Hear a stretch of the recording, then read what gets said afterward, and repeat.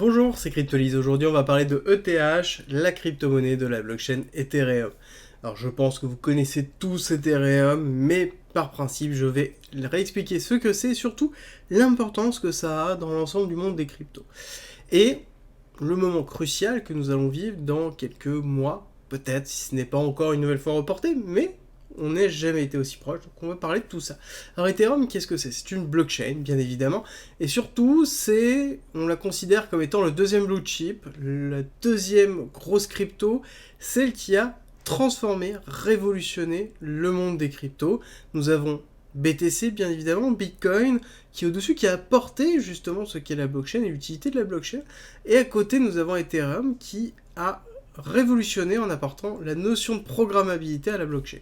Programmabilité dans le sens où Ethereum a inventé les smart contracts, le Solidity, qui permet de programmer toutes les interconnexions et toutes les transactions.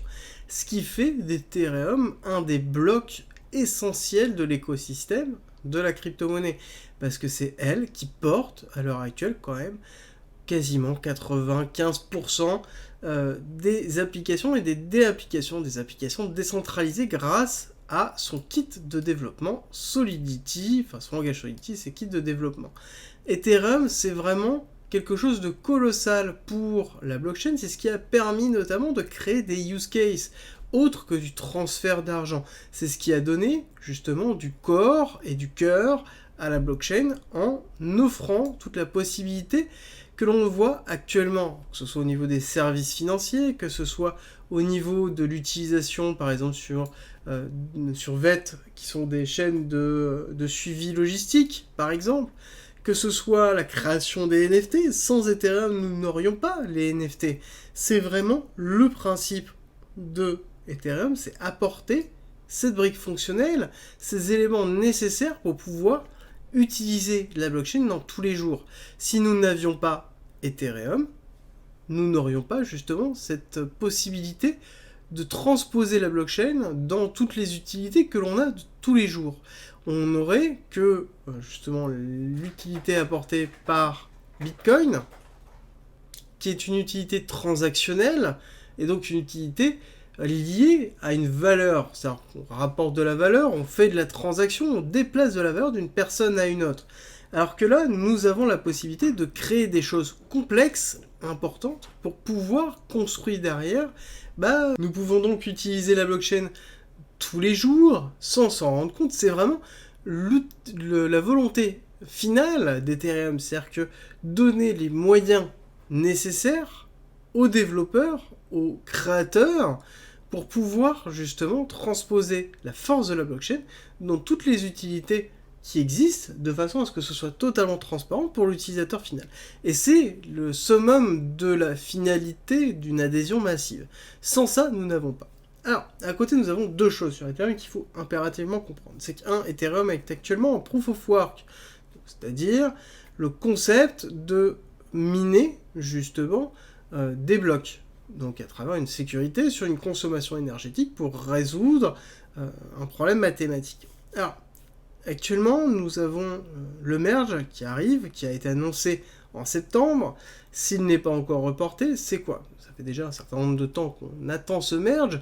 C'est le passage en proof of stake d'Ethereum. Donc c'est l'abandon du proof of work, alors, qui va être progressif, mais l'abandon du proof of work pour passer au proof of stake, et donc gagner un certain nombre de stabilité à travers une augmentation du scaling. Alors, en tout cas, c'est les fondements qui vont permettre à terme d'Ethereum d'augmenter son scaling, de diminuer légèrement ses fees.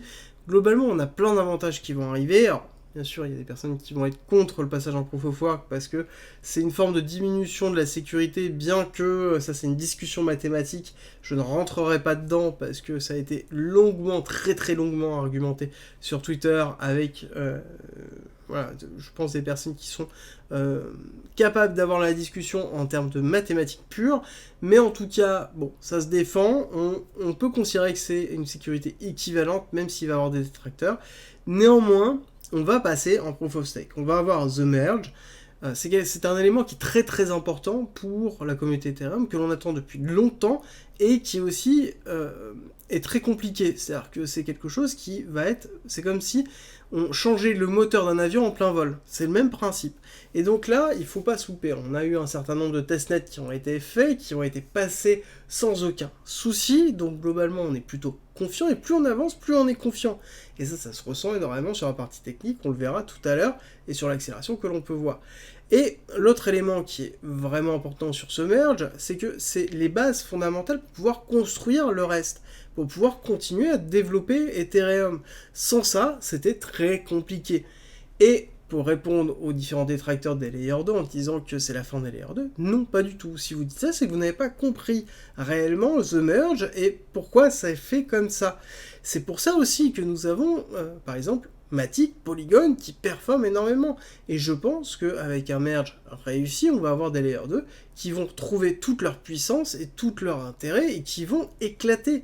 Mais c'est tout à fait normal et logique quand on comprend ce qu'est The Merge. L'autre chose à donner dans Ethereum, c'est que nous avons la modification d'Ethereum sur le consensus qui a été, enfin en tout cas le protocole qui a été mis en place, qui permet d'avoir une forme de burning.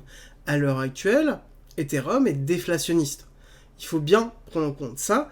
Il a été, donc ça date un petit peu, mais il a été voté et transformé qu'une partie des fees sont burn continuellement pour pouvoir diminuer l'inflation liée directement à l'augmentation et la création d'Ether. Donc nous avons un Ethereum qui est déflationniste, qui est excessivement fort pour un actif de cette qualité et qui porte, si vous avez bien compris, tous les use cases qui peuvent être ici. Alors nous avons terminé la partie fondamentale. Petit rappel, le Discord est à disposition, bien évidemment, en description et en commentaire épinglé. Je vous invite à nous rejoindre, il y a plein d'informations, plein de discussions. Si vous avez des questions, ne pas hésiter à les poster là-bas pour qu'on puisse vous répondre. Il y a une communauté qui est très active et qui vous attend, et en tout cas qui invite de partager tout simplement notre passion qui est la blockchain, la crypto-monnaie, le trading bien évidemment et l'investissement. Donc c'est avec plaisir qu'on vous attend sur le Discord et je vous mets en fin de vidéo une petite vidéo qui est explicative sur ce qu'est le Discord et les informations que vous pourrez trouver si ça vous intéresse.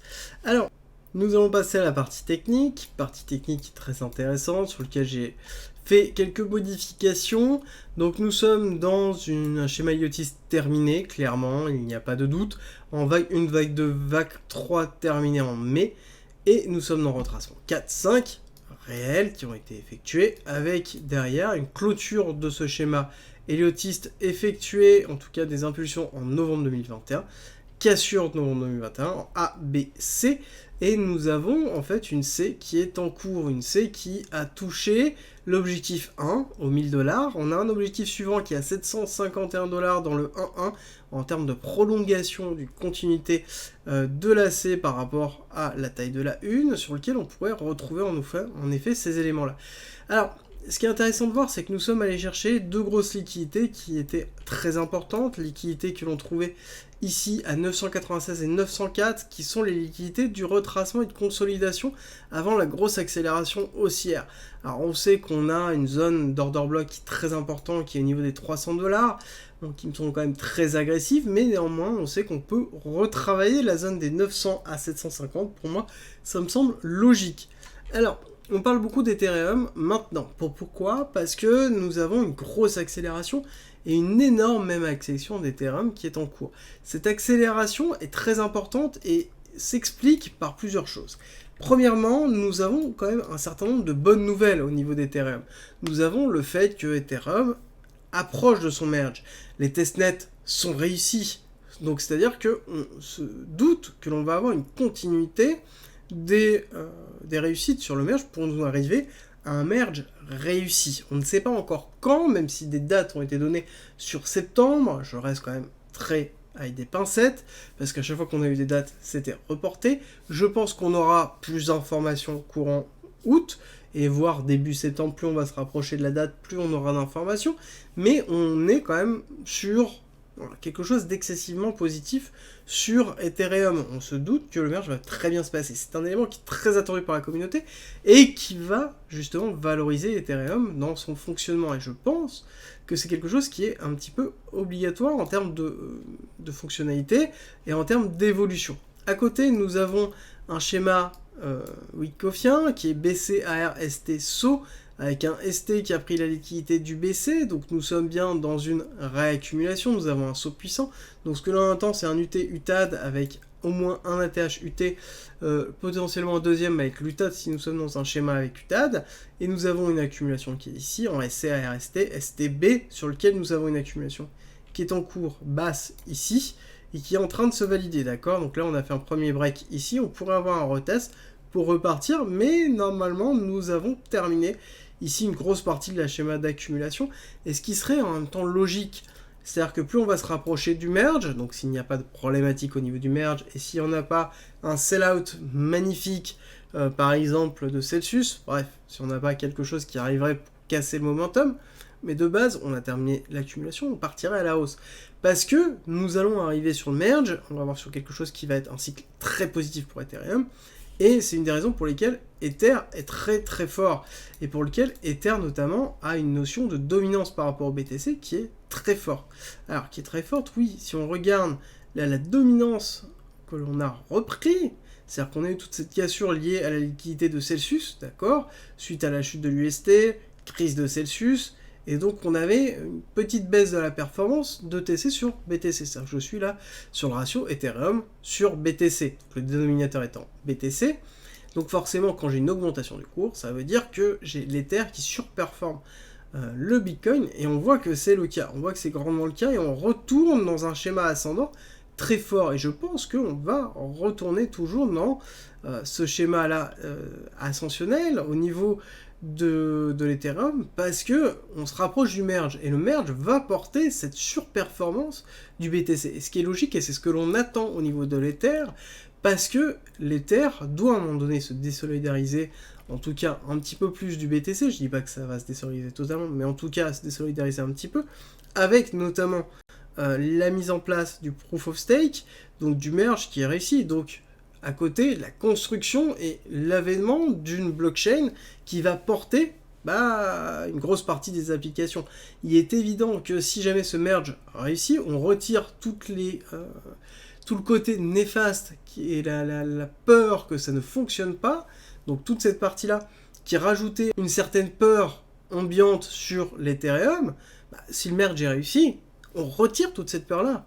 Il n'y a plus aucun problème, donc à ce moment on va se retrouver sur quelque chose qui va accélérer très fort et qui risque réellement de surperformer le BTC, mais ce qui est en même temps logique, parce que actuellement il y a deux axes au niveau des crypto-monnaies. Il y a l'axe transactionnel, créateur de valeur, sur lequel BTC est leader, restera je pense leader ad vitam aeternam, et à côté on a le créateur de valeur à travers les use cases, qui est Ethereum, et qui sera toujours Ethereum, même si on a d'autres blockchains intéressantes, Layer 1, EVM compatibles ou non, qui vont apporter des fonctionnalités supplémentaires. Ethereum ne pourra pas porter à lui seul la totalité des transactions sur tout simplement les blockchains qui deviennent utilisées par tout le monde. C'est impossible, et donc à ce moment-là, il y aura des utilisations qui seront toujours effectives sur d'autres technologies, parce que tout simplement on aura une répartition de la charge, et donc à côté on aura des utilisations d'autres. Mais néanmoins on aura Ethereum qui surperformera, parce que c'est la brique essentielle, la brique fondamentale du développement sur blockchain. Alors, pour revenir un petit peu sur le compte, donc du coup, quand on comprend ça, on comprend aussi les perspectives que l'on peut avoir. Donc admettons, nous avons décidé que nous allons peut-être aller chercher les 1.1, donc les 750, pour voir un petit peu une schématique, parce que nous avons une grande vague 1, grande vague 2 qui est en train de se structurer. Nous avons un objectif à 1.618, nombre d'ordres, pour un prochain bull run, donc sur un prochain gros ATH derrière, à 8500. Voilà, 8500 sur un actif blue chip. Donc ça veut dire que si vous êtes rentré à 900 ou au plus bas quand ça a été touché, on retrouve sur des performances de 800% sur un actif qui est juste colossal en termes de fondamental, en termes d'équipe, c'est en tout cas la crypto sur laquelle il y a plus d'équipes de développement à l'heure actuelle. Enfin, voilà, c'est clairement une des fondations qui est les plus solides et sur lequel on a le plus confiance. Par contre, il faut que The Merge fonctionne. Actuellement, il y a tout qui est en train de se diriger vers oui, mais il y a toujours un risque, et c'est aussi une des raisons qui fait que le cours n'explose pas pour l'instant. Si on était sûr et certain, je peux vous assurer qu'on aurait un cours qui serait en ligne droite vers la hausse, et là-dessus on n'en parlerait plus. Donc Ethereum, c'est à surveiller, et surtout plus on va rapprocher du merge, il va falloir surveiller les nouvelles, vérifier comment les merges s'effectuent, parce que c'est évident, si nous avons un testnet sur lequel il y a un merge qui se passe mal, on va avoir une cassure au niveau du cours qui risque d'être assez impressionnante, et donc il faut être préparé, mais pour ma part, je considère qu'un Ethereum en dessous de 2000 reste un Ethereum bradé, très très bradé, et toujours très intéressant à acheter. Rejoins le Discord, c'est un lieu unique qui réunit toutes les informations sur l'investissement, le trading, la crypto-monnaie et la blockchain. Tu y trouveras notamment toutes nos annonces, une bibliothèque remplie d'informations mises à disposition gratuitement pour tout comprendre, des salons de discussion pour pouvoir progresser ensemble sur la crypto-monnaie, la blockchain, le minage, la fiscalité, la DeFi bien évidemment, et ensuite l'analyse technique avec la partie débutant, expert, sur les indices, sur même le trading en général. Ensuite tu as la partie communautaire avec nos signaux bien évidemment, et ensuite les services communautaires, donc de la communauté à la communauté, ainsi que les annonces de recrutement et des salons de discussion pour discuter de chacun des coins, de tes coins préférés. Ensuite, en étant membre du Discord, tu as accès à cryptolis.fr avec plein de guides écrits mis à disposition gratuitement, ainsi qu'un ensemble de vidéos mises à disposition gratuitement, sur lequel tu vas y retrouver plein d'informations pour pouvoir te former notamment sur la psychologie, la DeFi, l'investissement, le trading, l'analyse technique bien évidemment, ainsi que les futurs, la gestion des futurs, construire sa propre stratégie, comprendre la technologie de la blockchain et encore avoir accès aux lives, tout simplement rediffusés, qui sont sur le Discord où on traite justement de sujets d'actualité et on discute ensemble et on va plus loin. D'ailleurs, si tu veux aller plus loin, le premium est à disposition et n'hésite pas à nous rejoindre sur le Discord et à poser des questions dessus, tu auras toutes les informations. Si tu aimes mon contenu, like, partage et abonne-toi, ça m'aide énormément.